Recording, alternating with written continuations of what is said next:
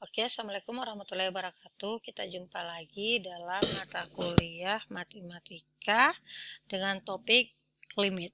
Nah, berbicara tentang limit, tentunya Anda harus ingat adalah kata batasan.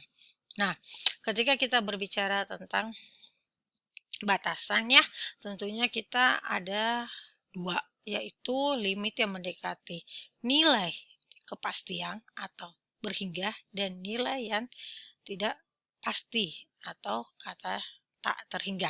Nah, pada dasarnya limit itu adalah tidak boleh sama dengan 0/0. Jadi ini nggak boleh. Jadi dengan kata lain itu usahakan nggak ada 0 ya. Nah, dalam penyelesaiannya kita menggunakan beberapa strategi ya. Nah, salah satunya kita menggunakan yang disebut dengan metode substitusi. Maknanya apa sih metode substitusi itu? Yaitu ketika dia dimasukkan nilainya, ya, ketika dia dimasukkan nilainya, dia nggak boleh sama dengan 0. Nah, sebagai contoh, 2M pangkat 2 dikurang 4 itu akan sama dengan 5 pangkat 2, 25 dikali 2 dikurang 4 hasilnya adalah 46. Artinya ini boleh. Nah, contoh yang kedua ada di bawah sini. Oke. Kemudian metode yang kedua adalah metode faktorial. Nah, kapan sih kita gunakan metode faktorial ini? Nah, metode faktorial ini kita gunakan ketika metode substitusi itu sama dengan 0. For example, n pangkat 2 dikurang 25 dibagi n dikurang 5, ya, ini 0/0. Nah, kemudian ketika kita faktorialkan, ini akan mendapatkan hasil seperti ini. N dikurang 5 ditambah n tambah 5 dibagi n pangkat 5, ini coret-coret. Akhirnya ketemulah 5 ditambah 5 sama dengan 10. Enggak 0 kan? Padahal kalau kita enggak lakukan ini akan sama dengan 0. Jadi ingat, metode yang kedua adalah menggunakan metode penurunan. Faktorial. Sebenarnya metode, ada juga sih metode yang disebut dengan metode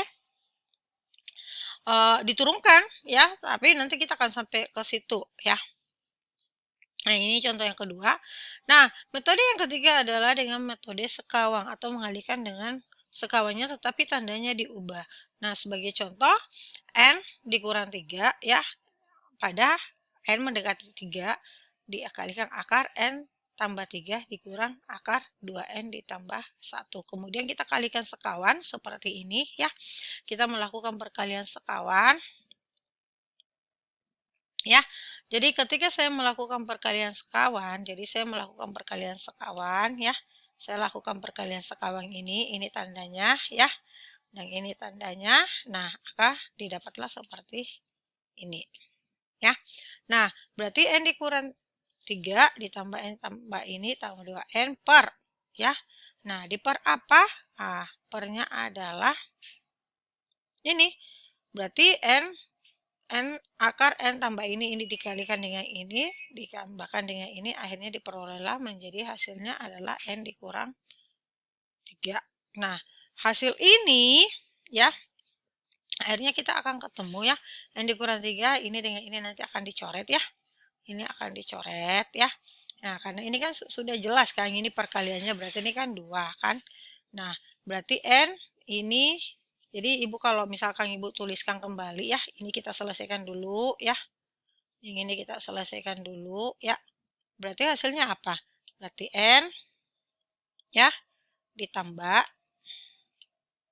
4 ya dikurang apa? Kurang apa? 2N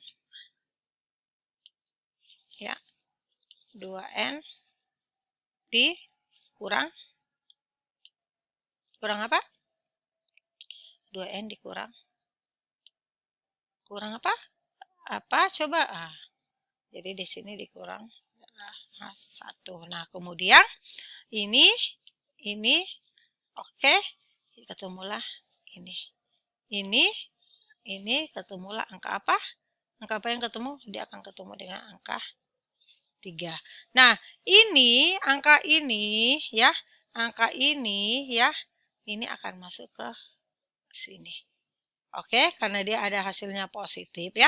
Karena dia adalah hasilnya positif, yang ini memang minus ya. Kalau ini yang ini minus ya, berarti ini yang menggunakan kata minus. Nah, kemudian karena ini minus tadi ya, karena ini adalah bernilai positif ya.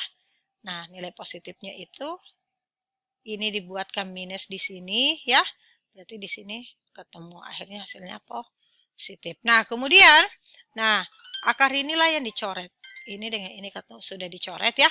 Akhirnya ketemulah ini. Ingat karena dia minus di bawah jadi minus di sini. Ini dengan ini. Nah, tinggal kita tambahkan. Nah, akar ini dengan ini ketemu kan? Ya kan? Ini nilai ini bisa-bisa juga sih langsung sebenarnya. Berarti 3, karena di sini mendekati 3 ya. Berarti 3 ditambah 4 adalah 7 ya. Ini, kemudian 2 dikali ini, 2 ditambah N, 2 dikali 3 tambah 1 berarti hasilnya adalah 7. Berarti di sini hasilnya adalah 7. Nah, di sini adalah apa? Di sini adalah akar 7 ya. 2 dikali ini, 2 dikali 6 tambah ini berarti 2 akar 7. Berarti ini adalah hasilnya. Kenapa minus ya? Karena di sini adalah hasilnya untuk minus ya. Kan kita melakukan pengurangan ya. Kalau di sini kan 2 kali 3 6. 6 ditambah 1 ya. Jadi ini adalah hasilnya. Nah, kemudian kita akan lanjut ya dengan metode diferensial. Nah, metode diferensial itu adalah metode dengan cara penurunan. Jika langkah pertama itu tidak memenuhi, ya, langkah kedua juga nggak memenuhi, dan kalau dia modelnya seperti ini dia nggak memenuhi, maka metode yang dia dipakai adalah metode diturunkan. Nah, model penurunannya itu seperti ini. Kalau ini kan 2 pangkat 2, 4 kan dikurang 4 hasilnya akan sama dengan. Ketika kita turunkan, ya, ketika kita turunkan berarti menjadi apa? 2A dikurang 4 ya. Nah, itu akan mendapatkan hasil seperti ini. Oke? Nah, inilah yang akan menjadi topik kita untuk ini. Nah, mungkin Anda bertanya, seperti dengan ini kan modelnya hasilnya 0 ya. Nah, ya udah kita turunkan aja ya.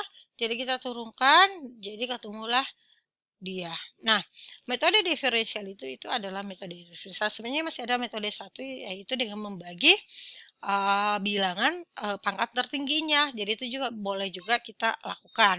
Nah, seperti dengan yang ini tadi, boleh nggak kalau kita langsung turunkan di sini? Boleh. Jadi ketika kita ini pengen menurunkan ini boleh.